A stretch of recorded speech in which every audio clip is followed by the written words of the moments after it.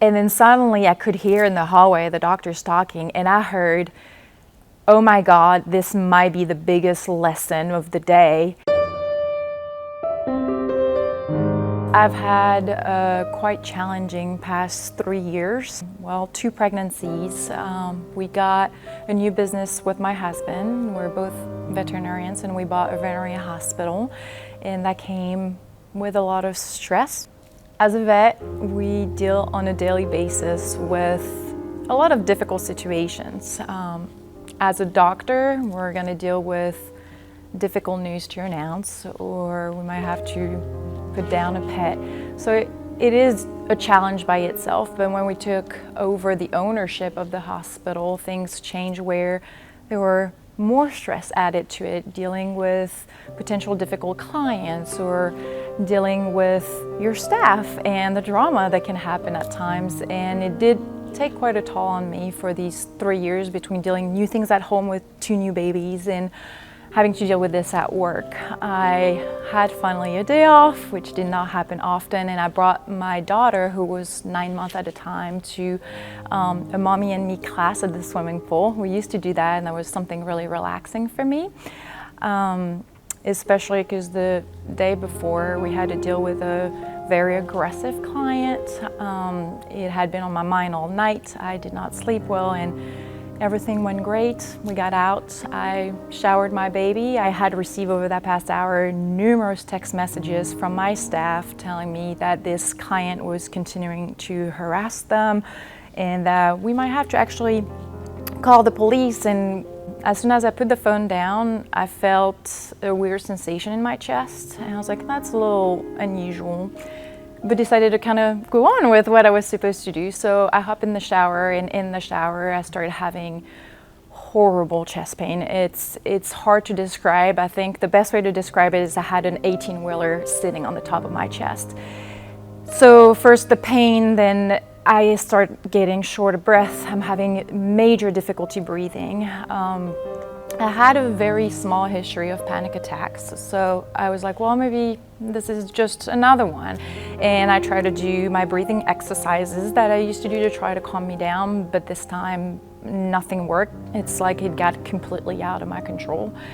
I was just able to put on a shirt and my underwear, and I opened the curtain of the shower, lay down on the floor, and just try, because I had difficulty talking, telling people, please help me. And I have more and more difficulty breathing. I can't speak. Then my jaw started to hurt really badly. I started having horrible arm pain. And I remember my fingers started cramping so bad I could not open my hands anymore. And it's a weird flashback. I look at my hands and my hands are blue. And that's when I realized this is either a horrible panic attack or something is very wrong. I started having the sweats. I started feeling nauseous. And to be completely honest, for a fraction of a second, I thought, I'm having a heart attack. I'm daughter to a cardiologist. I'm fitting every single clinical signs of a heart attack. But then the other me starts talking and says, Caroline, you're 33 years old. I am fit. I have no history of cardiac disease in my family. I was completely healthy 2 months before. I got full blood work, normal cholesterol, low blood pressure. I have none of the signs that fit with a heart attack. So I did convince myself, and I was like, there's no way that this just can't be possible, and kind of just discarded the idea. That's what was going on. The lady that was sitting right next to me just told me, Caroline, just focus on what I'm telling you, and I'm gonna help you breathe, and we're gonna go get some help. And I learned after that she was an EMT, just not on duty that day, and somehow I was capable of breathing again. This happened actually to be in a medical center because the swimming pool was a previous rehab swimming pool. So there was an urgent care literally 20 feet away.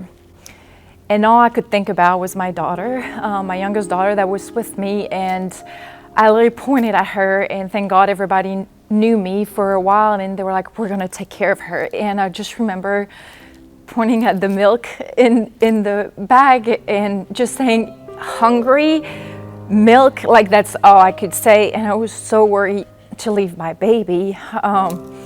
But obviously I had no choice. It was completely out of my power. My husband was an hour away at work.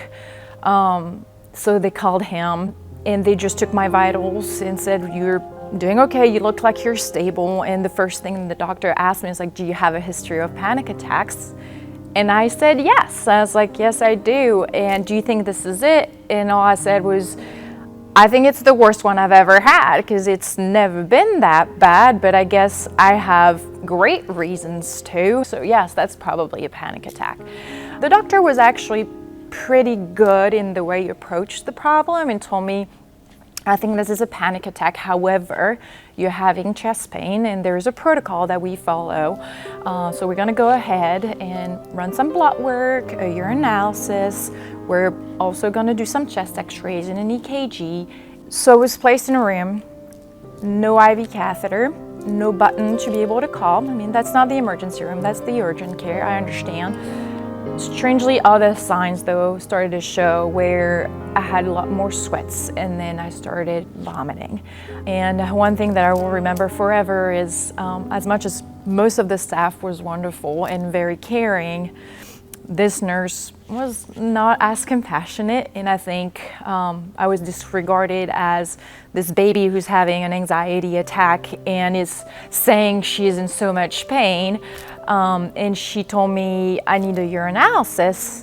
And I was like, okay. I was like, and the bathroom is at the end of this hallway. And I looked at her, I was like, would you mind coming with me? I'm having some dizziness. I'm having difficulty walking. I would appreciate it, make me feel better to be with someone. And she rolled her eyes, looked aggravated.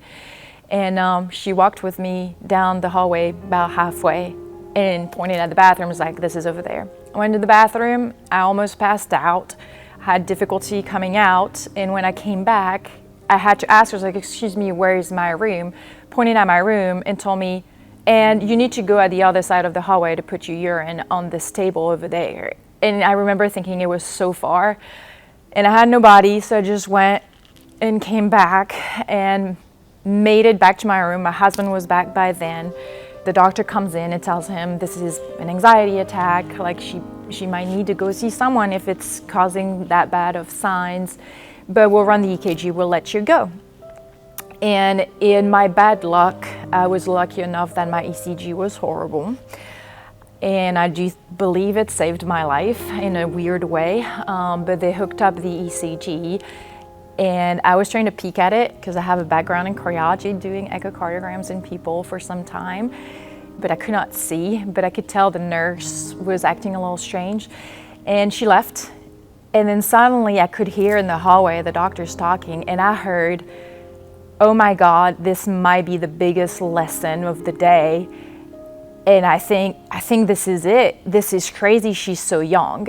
And the heart attack thought came back. I was like, are they talking about me?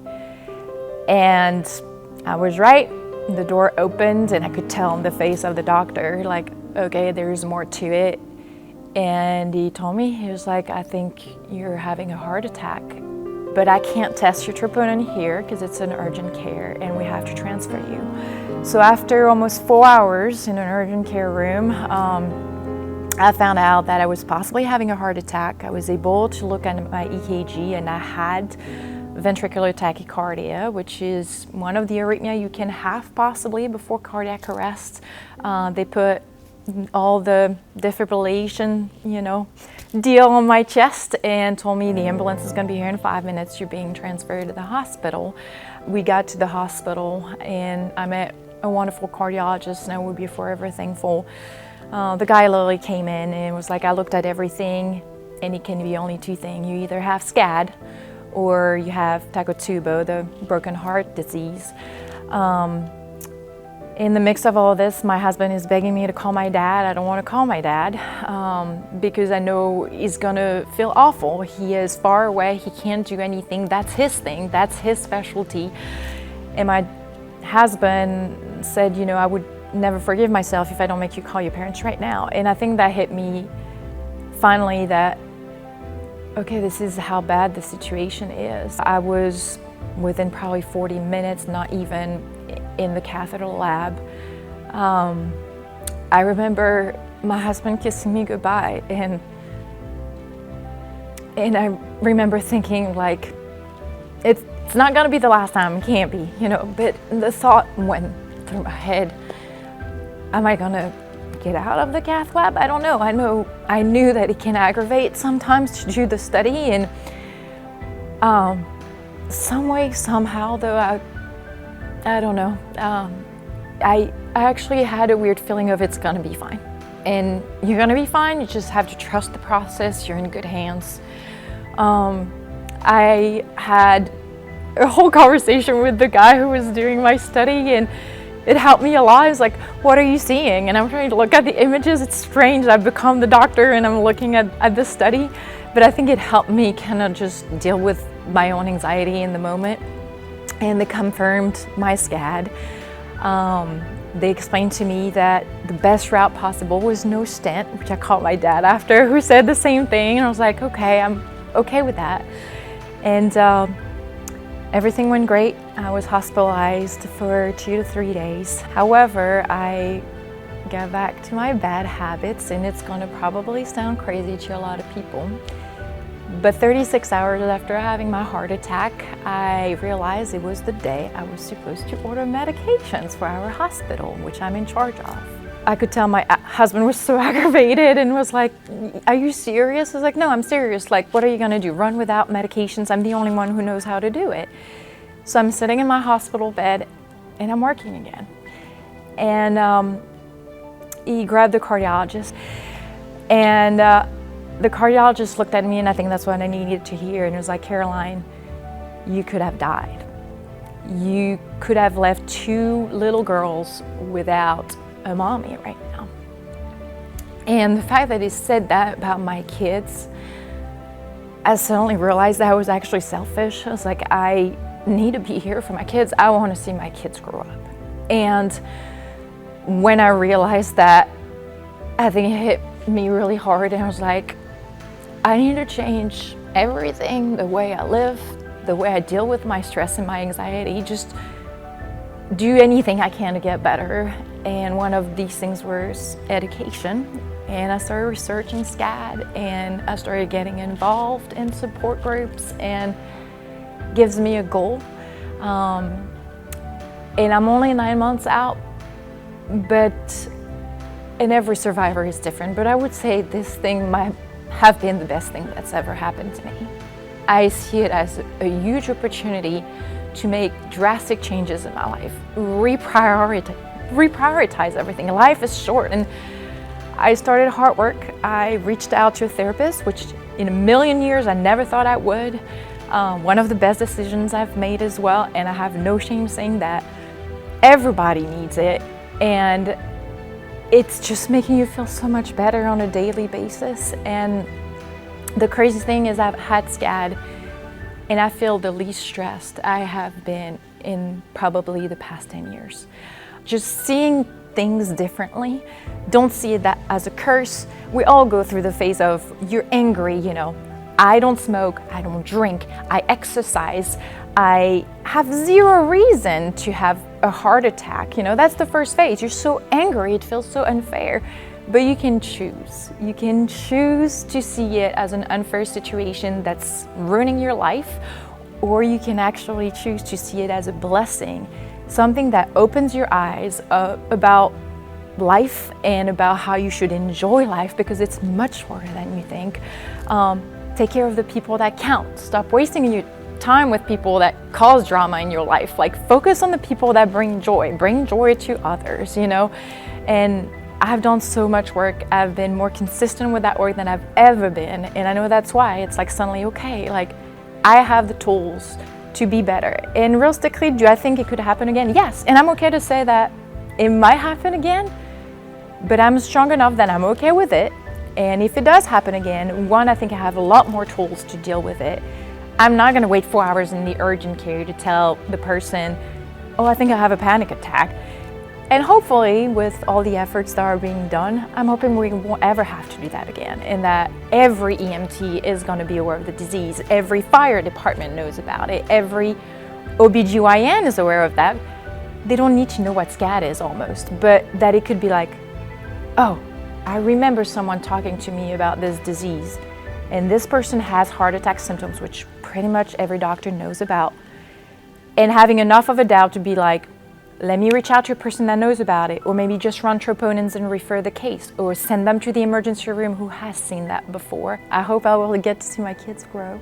That's the goal, the ultimate goal. I hope I'll make my husband proud. And I hope I'll help raise awareness about the disease.